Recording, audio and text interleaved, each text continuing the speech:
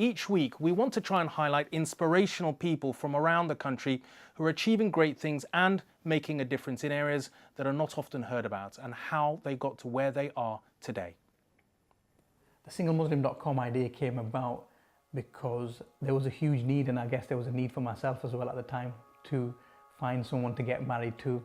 Mum was kind of, putting photographs of my cousins on the mantelpiece at home, saying, look, there's your cousin in Pakistan, she'll make a really lovely wife for you, she'll be able to cook and clean and kind of thing. And I thought, you know what, there's this real need, because at that time there was no real alternative for Muslims to find marriage away from traditional arranged marriages.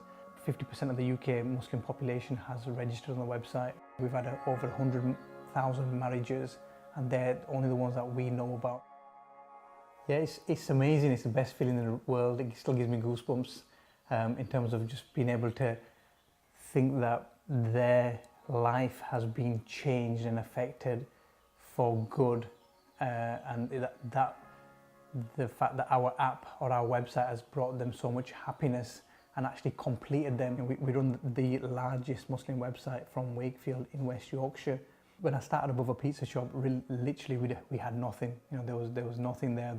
We had plastic garden tables and chairs. That's how little we had, and it was just a matter of knowing that self-belief that I can do it.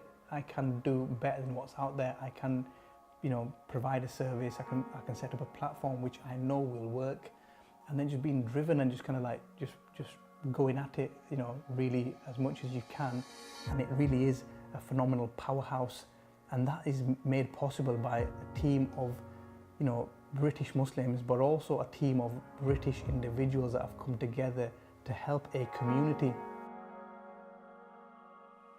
So I think what made me go against the grain was this kind of vision that I had, almost that I can see where I'm going. I can see this being something. I didn't know what it was going to be, but I guess I can see this being something. And the community at that time had its own vision that you should have a taxi license, you should have a black cab, or you should have a takeaway, and that was the vision of the community, and that's what was normal and kind of accepted. Sadly, my father passed away when I was very young. I was only 8 years old, and I guess as a child you only know what you know, and you kind of know what's your family, and that to you is normal. My role model was my mum, for sure. She proved to me that even being a single parent, not having anything and being kind of almost sidelined by everything, because she's a woman, because she's a single parent, because she's from an ethnic minority, because she's of the Muslim faith, she'll not be able to achieve anything. But she put that to one side, and she kind of showcased that she could do what she wanted to do, and she learned how to sew. She did that, and then she kind of had her own business. She had a shop on the high street. I think a lot of people don't relate to me because they see me today and they see what I have and what I've achieved, and it's like, wow, that's amazing, and how did you do that, and how did you make that happen? But as soon as I tell them the journey where I came from, kind of mid-terraced house, single parent, no money in my pocket, in terms of kind of putting this dream together, taking that leap of faith, that's when you become relatable.